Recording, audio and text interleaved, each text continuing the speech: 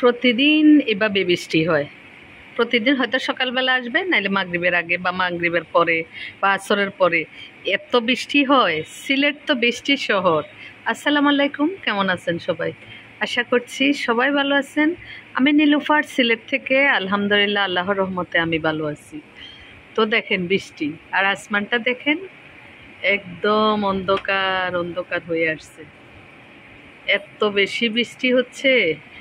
বৃষ্টির শহরে বৃষ্টি তো হবেই, কিন্তু বৃষ্টি হলে যে ভালো হবে তা তো না।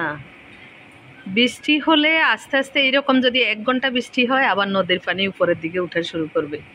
তখন রাস্তাঘাট ডুবা শুরু করবে, মানুষের দুর্ভোগ শুরু হবে। আসলে অনেক বেশি খারাপ লাগে। এই যে দেখেন মেঘ আকাশে কীরকম আরও বাড়তেছে, বৃষ্টি অনেক বেশি বাড়তেছে। আর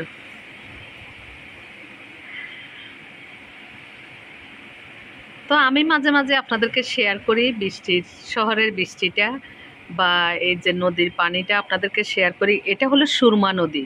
সুরমা নদীটা বড়ে গেলেই পানি ওঠা শহরে শুরু হয়। নদীর পানি উপরের দিকে আস্তে আস্তে সারা উপশহর এরিয়া ডুবে যায়। তো ওই রকম সারা, মানে নদীর পানি যখন ভরা হয়ে যায়, তখন সারা সিলেটে বিভিন্ন রাস্তাঘাট ডুবা আরম্ভ হয় বা পানি ওঠা আরম্ভ হয়। এদিকে মেঘটা দেখেন কি অবস্থা। এই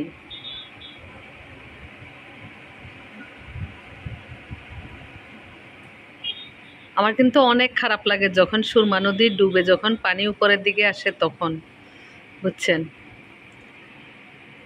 মানুষের চলাচলের বিঘ্ন ঘটে। এই যে এখন অফিস টাইমে মানুষ বের হবে বাসা থেকে, আর এর ভিতরে যদি বৃষ্টি আসে, তাইলে তো মনে করেন অন্যরকম একটা কথা। মেঘগুলা যে দেখেন কি অবস্থা। এদিকে একটু ভালো আছে, কিন্তু এইদিকে মেঘের অবস্থা একদম অন্ধকার অন্ধকার হয়ে আসছে।